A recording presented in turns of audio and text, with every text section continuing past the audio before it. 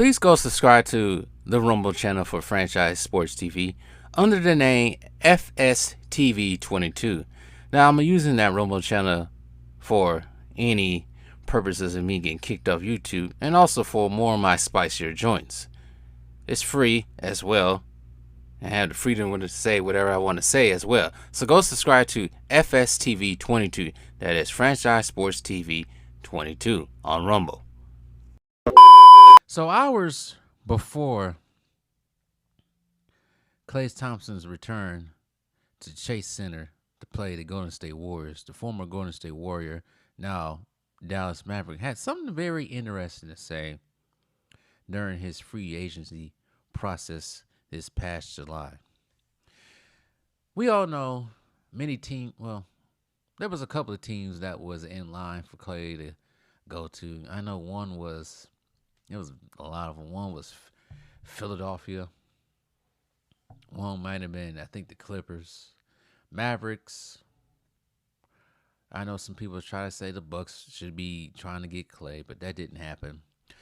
But there was one organization to the south of San Francisco that plays in LA that's not named the Clippers, was interested in him, particularly because Klay Thompson's father, Michael Thompson, was once a Laker during the Showtime Lakers era with Magic Johnson, Kareem, James Worthy. We all know the story how Klay decided, nope, I don't want to go to LA.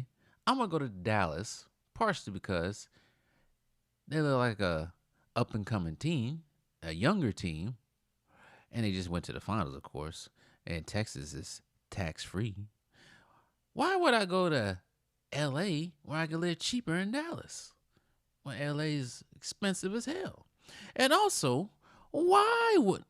I'm going to get to that later. Because you guys know what I'm about to say. So, after 11 years with Golden State Warriors, four-time champion Klay Thompson made the biggest decision of his NBA career so far when he signed a contract to join the Dallas Mavericks on a 3-year, $50 million deal. Klay had a chance to join the Lakers this summer as well, but according to ESPN 10 McMahon, he did not trust their ability to contend for a championship.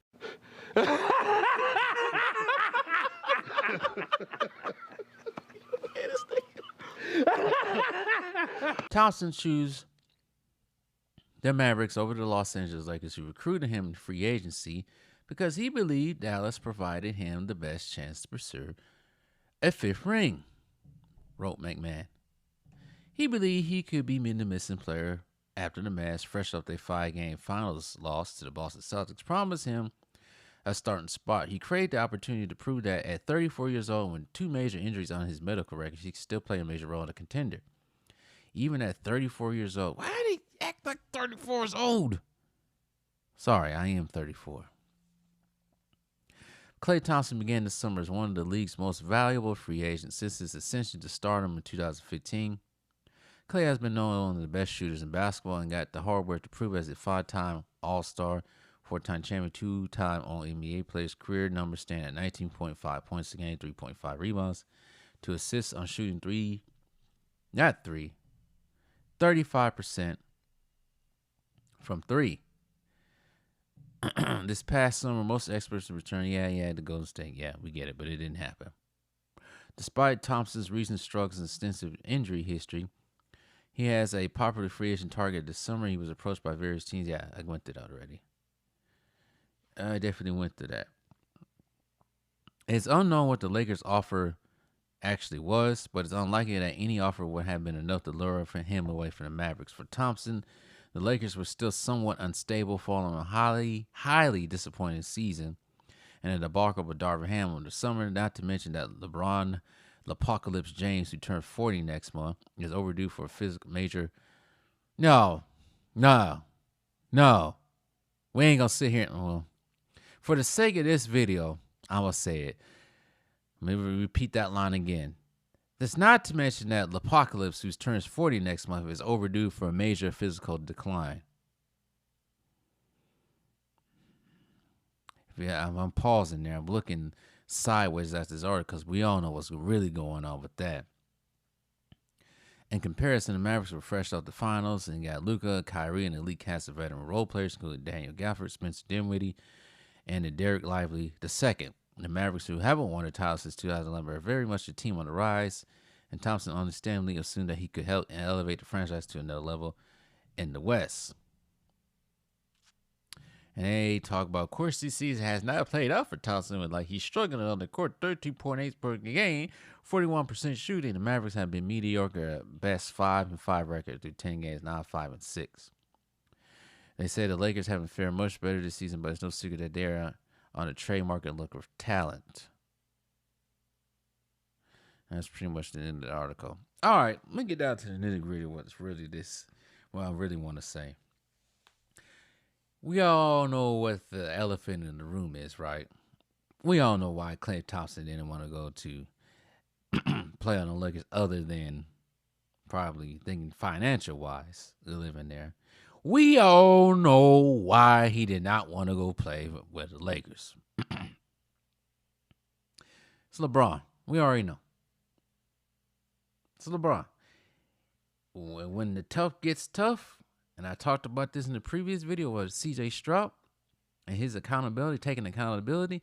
We know there's no accountability when the tough gets tough, when the Lakers or when a LeBron team starts losing. It's everyone else's fault except for LeBron's. And Klay Thompson probably has known about that. He knows about the toxic behavior that goes on in LeBron James-led locker rooms, and he wanted no problems with that. He didn't want no smoke. And account that now J.J. Redick's the coach, he probably didn't want to deal with that. You know, he is playing for a former NBA player and now turned coach, and Jason Kidd. Was Klay Thompson? Klay Thompson was in the league where Jason Kidd was in the league. Probably in Jason Kidd's last years. But still, somewhat of a peer in the league. Fellow co-worker at one point in time. But he probably did not want to be part of that circus of LeBron and his son.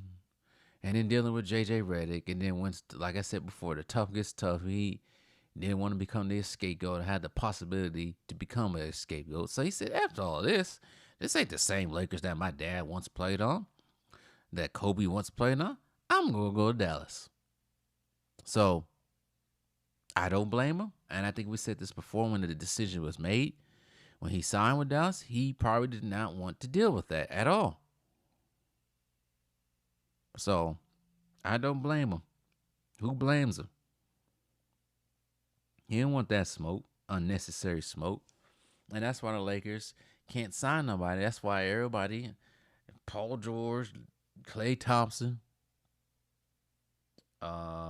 anybody else I can't think of that had those free agents at the time, they didn't want to go there. They don't want to go there. That's why they can't sign nobody. That's why everybody's going everywhere else but there. And this has been a problem with the Lakers organization probably since Kobe, before Kobe retired. Because I know at one point in time, LaMarcus Aldridge was a free agent. And he had a meeting with the Lakers, and he kind of said the same thing as Klay Thompson. They are not about winning at all. They was more about, oh, this is LA. You can do this in LA. It's like, I already know about LA. What are you guys going to do to win? And they couldn't answer that question. So he decided to go from Portland to San Antonio at the time. This is not the first time I heard this about Carmelo, too. A lot of these players, ever since Jeanie Buss Foley had full control of this team, they just can't sign nobody. No one wants to go there no more. Of course, you got LeBron to go there because that motherfucker's a narcissist and he think he's a Hollywood star. You got Anthony Davis, but you got that with the trade. Trade half the young core away to get him. Yeah, he may got Rondo, but Rondo was on his way out. Yeah, he may got Dwight Howard, but it's not the same Dwight Howard. Same thing. It's not the same Carmelo Anthony that eventually did sign as a free agent. I'm talking about when Carmelo was in his prime. I think before he went to New York or something like that. That's what I'm referring to. Not his last hoorah before he ended up retiring. That's why they can't get none of these big time free agents. They never will. As long as that freaking La Homelander's there, they ain't gonna do anything. And even after that, the team's gonna be in shambles. So, anyways, shout out to Klay Thompson. I know the Mavericks are now 5-6, but they might turn it around. We'll see.